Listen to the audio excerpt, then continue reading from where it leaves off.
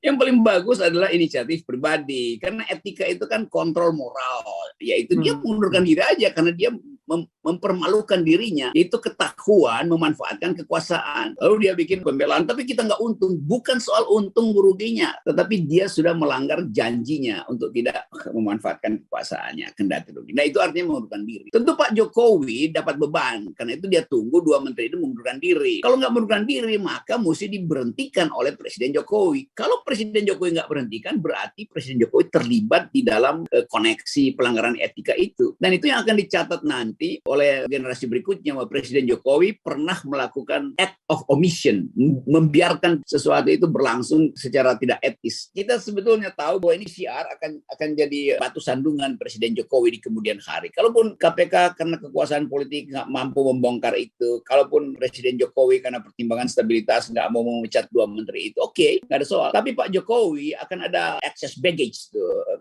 kelebihan beban secara moral untuk dipertanggungjawabkan pada publik di ujung pemerintahnya. Orang akan ingat bahwa Presiden Jokowi bersekongkol dengan para pelanggar etika. Itu artinya dia merestui pelanggaran etika itu. Nah, itu yang harusnya dibicarakan di dalam kabinet. Tapi bukan cuma Pak Jokowi, di dalamnya ada orang seperti Mahfud MD yang standar etiknya seolah-olah tinggi itu. Ada Sri Mulyani yang juga dulu dipromosikan sebagai orang dengan etika publik yang kuat. Dua-duanya diam juga kan. Kan mestinya ada semacam sinyal dari Pak Mahfud dan Ibu Sri Mulyani untuk mendorong pengunduran diri dua kawan kabinetnya tuh kan. Supaya jelas kabinet itu ada standar etik. Nah, kalau dua orang ini, Pak Mahfud dan Ibu Sri Mulyani juga diam-diam doang, itu artinya dia juga menyetujui pelanggaran etik itu. Maka kita mesti katakan satu kabinet itu buta huruf terhadap public ethics kan. Kesimpulannya begitu kan. Bahkan mungkin Sri Mulyani merasa silah mampus kau Luhut, kira-kira begitu dalam hatinya. Atau Pak Mahfud menganggap rasain kau Erick Thohir. Jadi mereka sebetulnya saling mengintip kesalahan orang lain. Padahal ini kabinet. Dan kata Pak Jokowi, nggak ada visi kabinet, yang ada visi presiden. Nah, karena itu kita tagih pada presiden. Kalau kabinetnya berbuat buruk, maka yang buruk itu adalah presiden. Karena presiden udah bilang keburukan maupun kebaikan adalah tanggung jawab dia sebagai dalam sistem presidensial.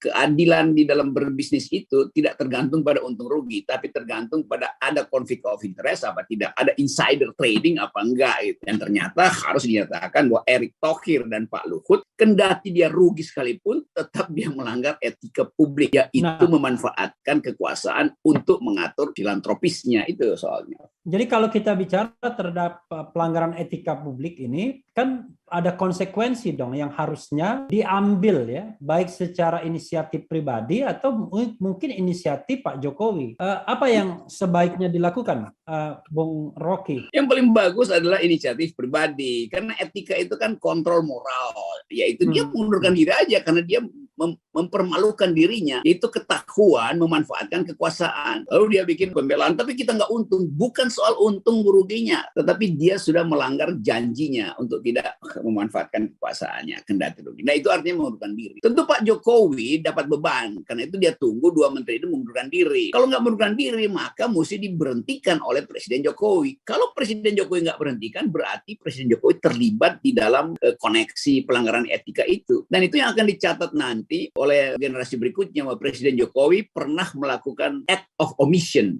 membiarkan sesuatu itu berlangsung secara tidak etis. Jadi tetap Pak Jokowi akhirnya dilaporkan ke KPK, terus dibongkar KPK. Sebaiknya dengan gagah berani dua menteri ini menyatakan kami melanggar etik. Itu kalau di negara-negara beradab udah mundur. Kalau di negara-negara beradab, Tapi negara wakanda. Bung ya, Ya, sepertinya harapan seperti itu untuk konteks Indonesia hari ini dan kemarin-kemarin terlalu tinggi kayaknya. Jadi belum bukan ada terlalu tinggi. contoh. Iya, itu tidak tinggi, itu standarnya begitu. Yang terlalu rendah adalah standar moral dari penyelenggara negara. Mereka yang terlalu rendah, bukan kita yang terlalu tinggi. Artinya sebenarnya ini standar yang biasa saja, umum Iya, aja ya. itu hal yang lumrah bahwa melanggar etik itu sanksi etiknya ada dalam dirinya. Kalau sanksi sosial diberikan oleh masyarakat, kalau sanksi etik dia sendiri yang sadar bahwa itu salah. Nah itu pentingnya pejabat publik itu mengatur dirinya dengan prinsip integrity, intellectuality, bukan prinsip electability. Karena nanti dia bilang tanya rakyat apa saya masih pantas nggak jadi menteri? Enggak, bukan soal itu. Dia sendiri merasa dia pantas apa enggak. Itu yang namanya inner call dari core self kita. Our core self calls bahwa dia melakukan sesuatu yang mismatch kalau istilah sekarang. Nggak nyambung. Iya. Ada lagi yang mau digarisbawahi dalam konteks PCR ini? Tadi PCR itu apa ya? Perkara cari ribut. Nah kita sebetulnya tahu bahwa ini PCR akan jadi batu sandungan Presiden Jokowi di kemudian hari. Kalaupun KPK karena kekuasaan politik nggak mampu membongkar itu, kalaupun Presiden Jokowi karena pertimbangan stabilitas nggak mau memecat dua menteri itu, oke, nggak ada soal. Tapi Pak Jokowi akan ada excess baggage tuh, kelebihan beban secara moral untuk dipertanggungjawabkan pada publik di ujung pemerintahnya. Orang akan ingat bahwa Presiden Jokowi bersekongkol dengan para pelanggar etika. Itu artinya dia merestui pelanggaran etika itu. Nah itu yang harusnya dibicarakan di dalam kabinet. Tapi bukan cuma Pak Jokowi, di dalamnya ada orang seperti Mahfud MD yang standar etiknya seolah-olah tinggi itu. Ada Sri Mulyani yang juga dulu dipromosikan sebagai orang dengan etika publik yang kuat. Dua-duanya diam juga kan. Kan mestinya ada semacam sinyal dari Pak Mahfud dan Ibu Sri Mulyani untuk mendorong pengunduran diri dua kawan kabinetnya tuh kan. Supaya jelas kabinet itu ada standar etik. Nah, kalau dua orang ini, Pak Mahfud dan Ibu Sri Mulyani juga diam-diam doang, itu artinya dia juga menyetujui pelanggaran etik itu. Maka kita mesti katakan satu kabinet itu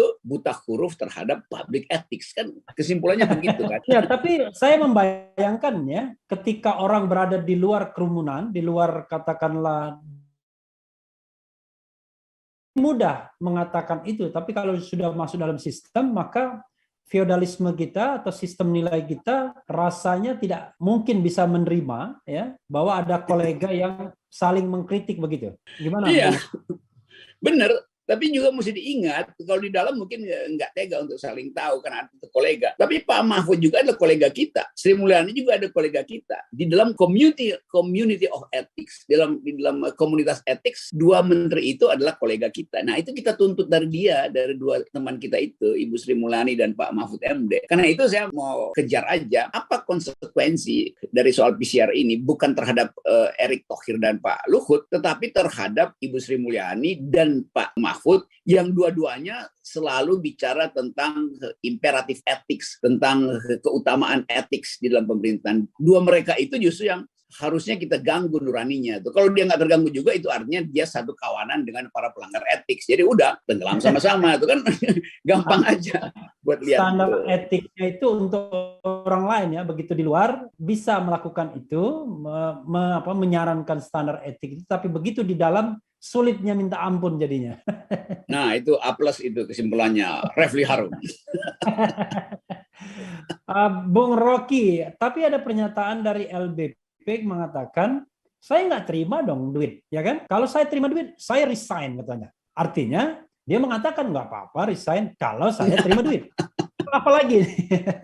Maksudnya ambil keuntungannya tadi. Terima keuntungannya. Ya karena itu, a contrario berlaku begitu kan. Ngapain saya resign sudah nggak terima duit. Jadi tetap beliau tidak mengerti bahwa bukan soal dia terima apa nggak terima, tapi dia adalah pejabat yang diikat oleh aturan bahwa kalau dia buat kebijakan, dia nggak boleh berbisnis berdasarkan kebijakan dia.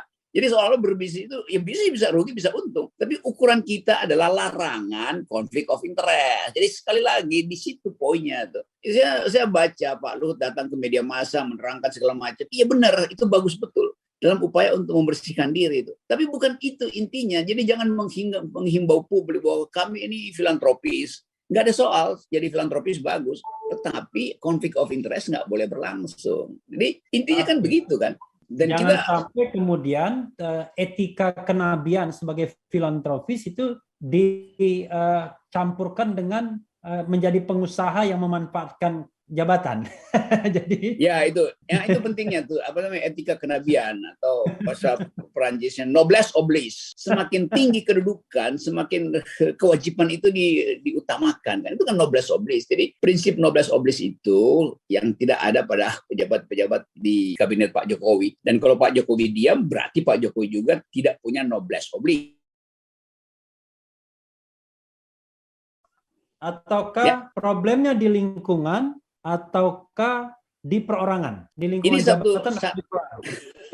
ini satu komunitas yang memang nggak ada semacam basis untuk kita percaya. Karena dari awal ini kan kabinet isinya tukar tambah politik kan, bukan tukar tambah etika itu. Nah itu buruknya. Operasi tukar tambah.